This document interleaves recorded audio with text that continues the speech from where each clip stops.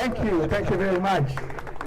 It's such a pleasure for Samantha and I here to be invited here. It's a privilege to be here. I love entrepreneurs. I love people who do business.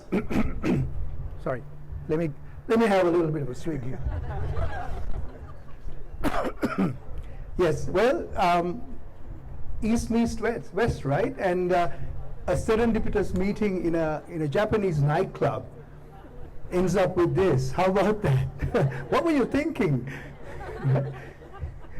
So that serendipitous meeting obviously was developed with a beautiful set of principles on sustainability and care for the earth and care for the people.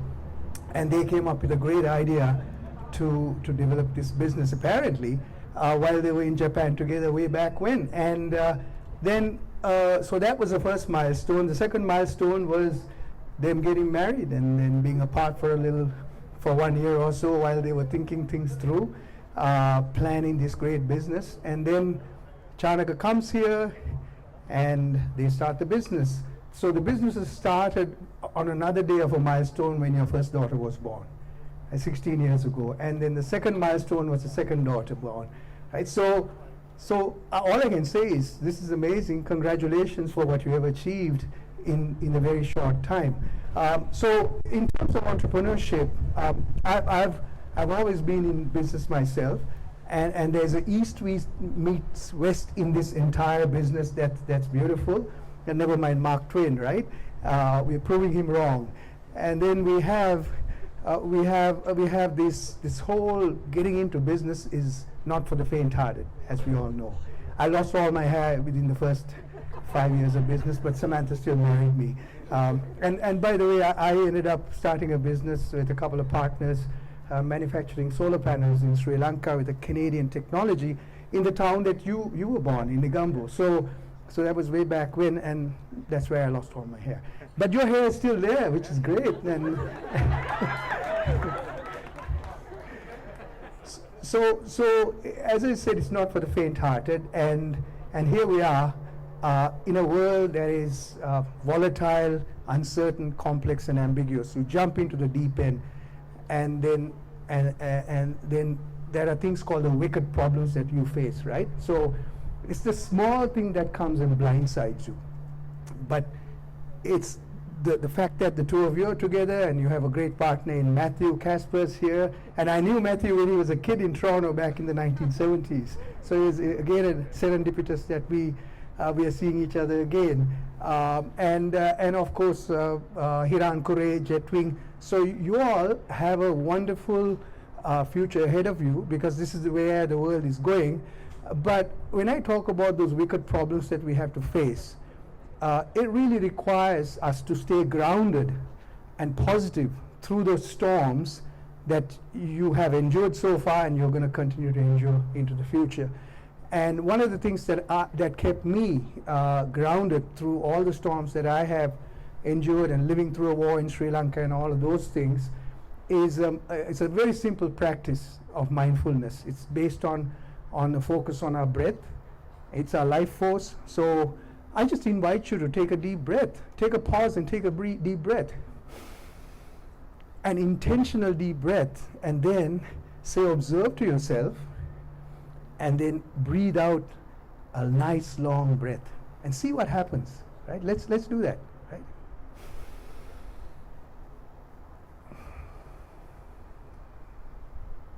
So what you just did was you shut the past out and shut the future, and you became present to the here and now. And you know, another thing that you did was you aligned your mind and your body. So when you align your mind and your body, you are able to be much more skillful and able to deal with trying situations, the wicked problems, much easier, because now you're whole.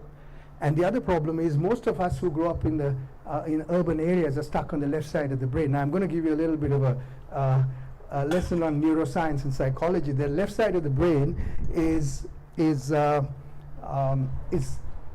strategic, is goal-oriented, gets things done, right, at any cost sometimes, and we push our way through, and it can be also tyrannical, and it's also limiting and it's dogmatic too. So being stuck on the left side of the brain alone is not going to cut it when you're dealing with these kinds of businesses. So we need to transcend the left side of the brain and get to the right side of the brain, where there's infinite possibilities. You trust in the universe, you become creative and innovative.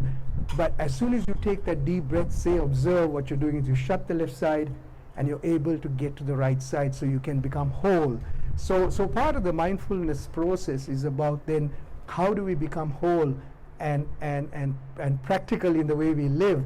And I trust that we take some of these simple lessons and find those solutions that we for these problems that we have within us first, and then come together as a team. And so I congratulate yourselves and your team. So you have an unwavering focus on your customers to provide a quality product on one side, and then you are also looking after your amazing suppliers who are out in rural areas, who have a livelihood because of the business that you have created. And I'm sure you are inspiring your team members with a vision of making this real, and the mission of making it a success, and based on a set of values. And those simple little values may be respect and integrity, and those two values are a superb anchor to stand by. And as long as you stick by those values and look after your community, I think things are going to be fine for you all into the future. We're going to see the Chas name in lights all over the world, right? So there we go. Yes, there we go. So once again, for those of you who have a glass in your hands, raise a glass for these beautiful people. All the very best to you. May you have success in everything you do. All the very best, and lots of love from all of us.